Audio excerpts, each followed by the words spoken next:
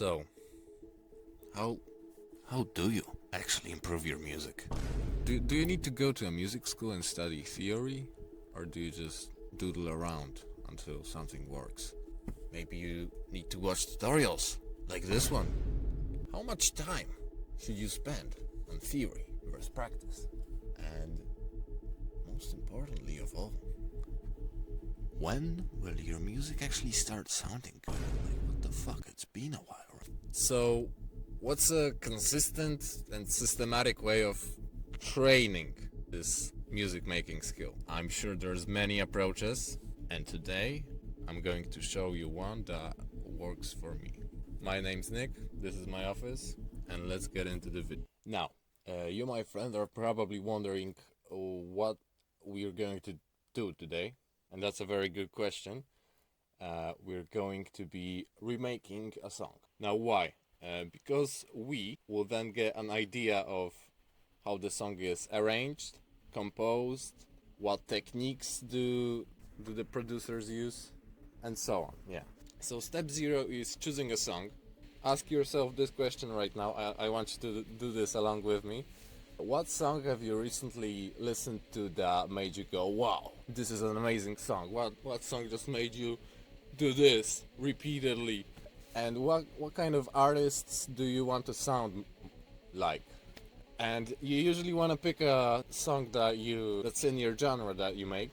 So if you make house music, then you should choose a house song and so on. And also, just to show you that I actually use this method to improve my music, here's a remake of Slow It Down by Skin and Skin. Here's the original. I love this song, by the way. And here's my version.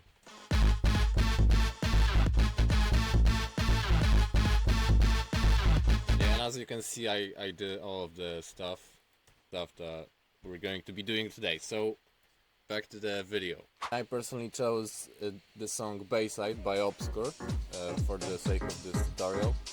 We are in our DAW. I have my track in here, and I'm going to drag it into my DAW now, but the tempo is not right. The project tempo is 130, the song tempo is 124, so we're gonna fit that to it. First, we're going to be getting an idea of how the song is arranged. So we're listening the whole way through the song and inserting empty MIDI clips as we go. So for example, I've made an empty MIDI clip with the kick, I've called it kick, and I can notice that the song starts with the... Now I don't think I did a very good job of explaining the workflow back there, so I'm gonna do a second take. So, as you're listening through the track, and you're analyzing the elements that it's made out of, you want to add MIDI clips as you go. So immediately I start to notice that there's a kick, so I'm gonna call this clip the kick, and yeah, I also hear some hats, so let's add another clip called hats. Yeah, and you keep listening.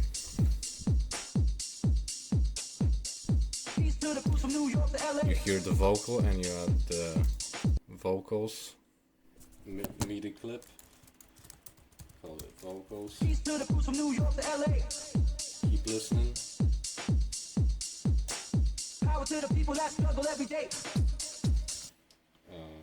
And extend them for the whole duration that you hear them. You hear some shakers being added. Yeah, so like that. I don't know.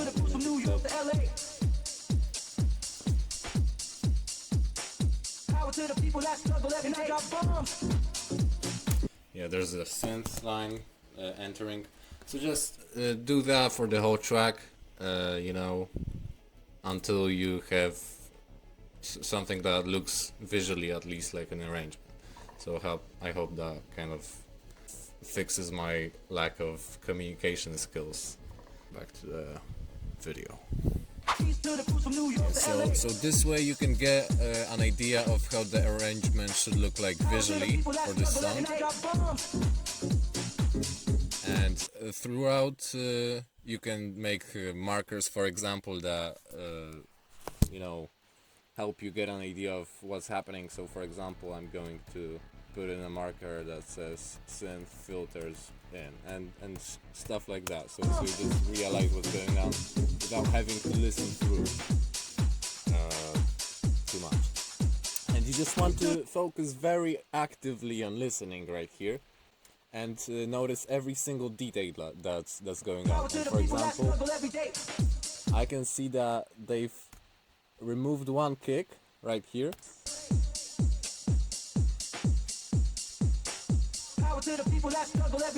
See, right here there's no kick before the next section, so there's 8 bars, they take away one kick and the next 8 bars continue with the vocals and shakers added. So that's kind of conceptual for now, but I think you get the idea. So it's a very good practice for getting an idea of what your favorite songs are arranged like.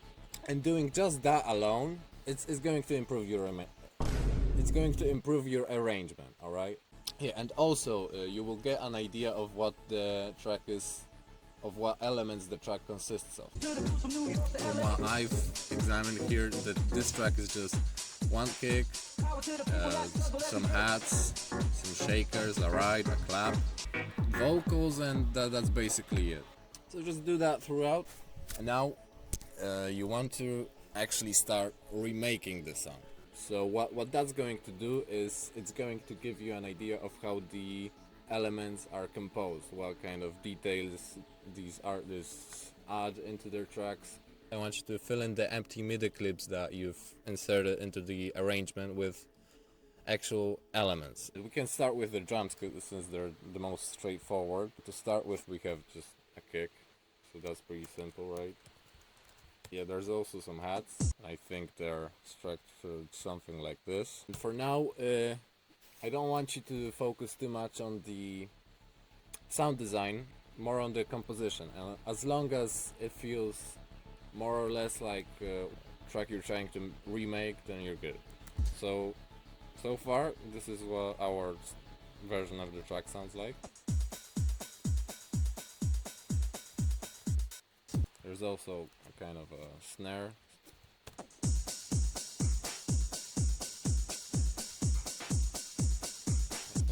Alright, now that we're done with the drums, let's say, now we can move on to samples. And now to find out if the track is using samples, and if it is using samples, then which ones, you can go to Who Sampled and just insert into Google your song name. You can see here that this song has samples from 2 songs. This is one of them.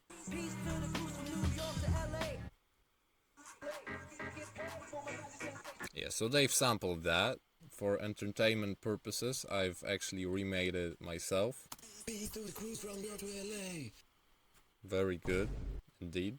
It doesn't have to be perfect again. And now we're moving on to the melodic elements. Before we start with the melodic elements, you probably want to know what scale your track is in. So how I find that out usually is I type in my song name, type scale after that. And C# major. Put that in here in our ableton function.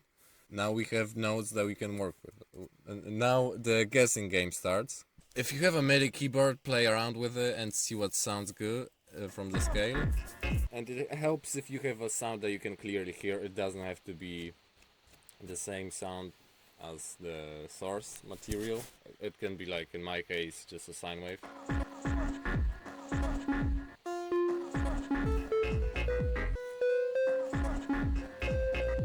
Yeah, I think the second note is that.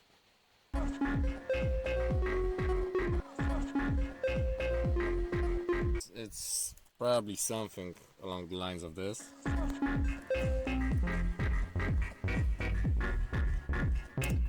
It doesn't have to be too accurate. You can at least tell that they are using a dotted rhythm, so you can take that from them. And this task might vary in difficulty depending on the genre. Right here there's no key changes or anything like that, so it's it's good.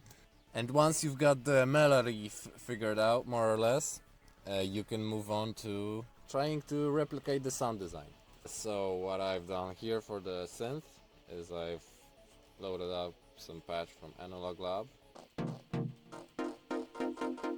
It's not perfectly the same, but yeah, for the sake of this tutorial, let's just say it's good enough. I'm going to play you the song that we've remade so far. So this is the original, and this is our version. Now tell me if you can see the difference. To summarize, what this method gives you an understanding of is, first, the song's arrangement.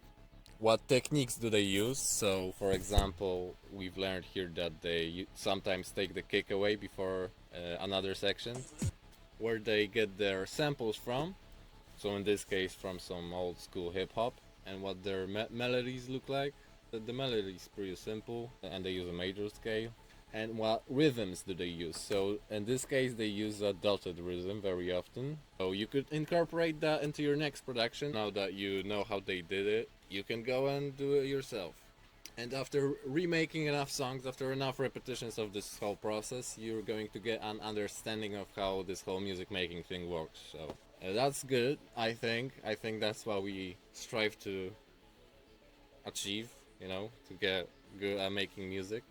And this is just what that's going to do. So if you watched this far, leave a comment, subscribe, like, and stuff like that. It helps.